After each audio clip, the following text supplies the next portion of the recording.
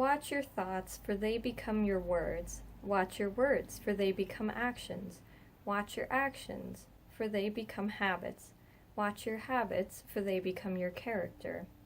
Watch your character, for it becomes your destiny. This quote has been attributed to a couple of people, so I'm not going to say exactly who did it, as I don't know, but all I'll tell you is this was not an original from me, and you can look into that on your own. But isn't that deep? Just think about that. Let it sink in a little bit. Such a deep quote. And lately, I've been talking about, I guess, the mental aspects of language learning and how that can affect you. Your thoughts are so powerful, or your attitude, the way you feel toward language learning, that will affect your language learning journey, in essence. That happened to me. It still is happening to me in different ways as we kind of grow through our journey. First, I was afraid to start learning, or in other words, I was excited but didn't know where to start. I was filled with motivation, and nothing happened until I started out. But now, things are a little bit different with that. And I wanted to address this to a number of people because lately I've been posting on Twitter about anxiety and language learning, different mental aspects to see what you guys may struggle with or what you can relate to as well. And after last week's video on foreign language anxiety, which if you haven't watched it yet, I would recommend doing that, I posted some follow-up tweets to that video. And one of the things that I said was, it seems like after our conversations on Twitter of what induces anxiety in your language learning, I realized that most of the barriers are mental barriers rather than physical ones. Things that may affect you emotionally, thoughts you may have, which your thoughts are extremely powerful, if I haven't already said that, when it comes to what action you'll take.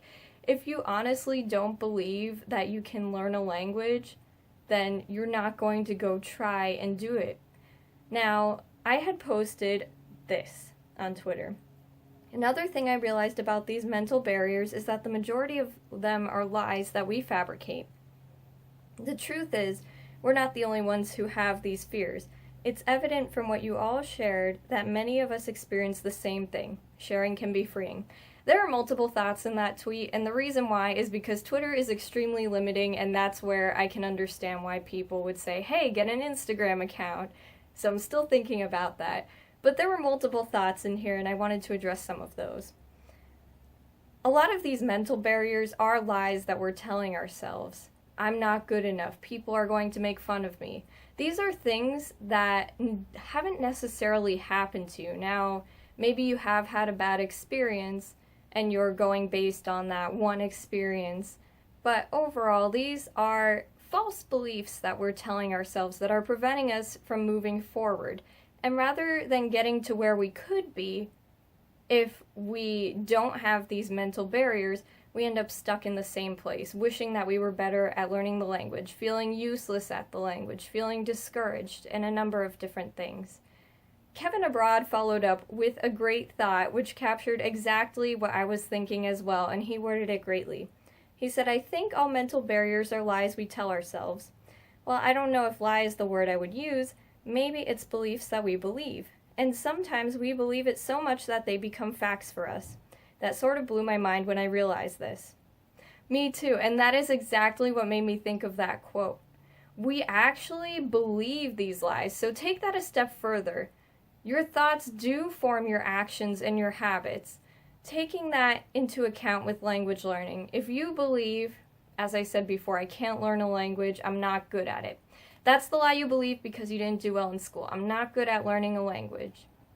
Well, even though you want to try and you have the desire, that thought, if it has a hold over you, will cause you to not take action because you think any action that you take would be useless towards language learning. Or maybe you'll try one day because you're feeling a little bit more confident, but you're not consistent. So then that habit doesn't form. And then later on, if that keeps happening and you're not taking action or inconsistent action, then in the end, you don't end up knowing the language to your desired level because you didn't put any effort into it or hard work, or you were too focused on that thought that you had that it impeded your concentration. Now, I'm no expert when it comes to thinking or anything. I'm basing this all off of my personal experience and what you guys have said to me on Twitter as well. But it's really interesting to think about thinking when it comes to language learning and attitudes and beliefs, because I believe that it really shapes our journey and that people don't talk about this. They'll talk about how to learn a language, how to learn a specific language, and tips for that, as I like to do as well. But these are really important aspects that I wish someone would have talked about because they're real and a lot of people struggle with them. Another thing that I was saying was we all struggle with these things. Maybe, well, now on YouTube it seems like more people are sharing about their struggles, but back then, not so much. It was just tips for language learning and everyone looked at them as this perfect polyglot, if you will. Didn't make mistakes, or they just knew how to learn a language in such a quick period of time, but that's not the case. We all have our struggles, and although more people are sharing that now, maybe you're still feeling like you're the only one who thinks this, which is another lie that you have fabricated that may have turned into a belief and shaped your actions. If you think that no one struggles with what you do, just post about it on Twitter, be open about it, or whatever form of social media that you prefer. And see that. There's a thread of everybody's anxieties who answered this tweet. There was this question that I posted about a week ago asking what induces your anxiety in language learning. And people answered honestly there. You can see other people's struggles, and a lot of them were similar. Everybody could relate to these things. You're not alone.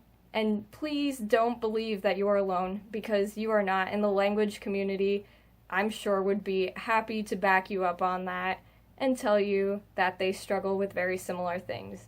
And then the last thing that I wanted to mention about this tweet is that sharing is freeing. Although it could be extremely scary to share, you feel like embarrassed, or maybe you do still have that mindset of no one will be able to relate, and you're afraid to put yourself out there because people can be mean, or you're basically afraid that somebody's going to make fun of you, or that the truth is that no one will relate.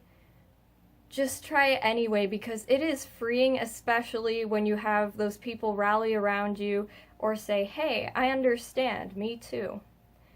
It can be extremely freeing, and that's going back to the whole idea of social support, which, by the way, after I did that paper and I was reading through the papers and everything, that was not the number one coping mechanism when it came to interpreting in languages, but it was one of the best, or one of the most effective, in other words.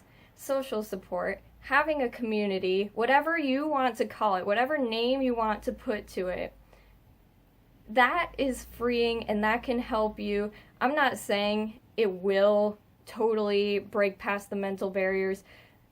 You could still have them years later, like I do, like many people do. Or maybe those barriers become something different. Maybe it's not the fear of speaking to other people, but it's the fear of not making enough progress in a certain amount of time. Not everything is going to be perfect. You're not going to have this stress-free language learning experience, but this could help with some major roadblocks, and this may be exactly what you need in order to be able to move on and progress in your language studies. I wanted to share this with you guys. I am so happy that you guys have been freely sharing. It's been a learning experience for me with my language journey, and it's nice to know that other people go through the same things, although I wish that none of us had to go through any of those things. Alright, I'll see you guys in the next video. Bye-bye!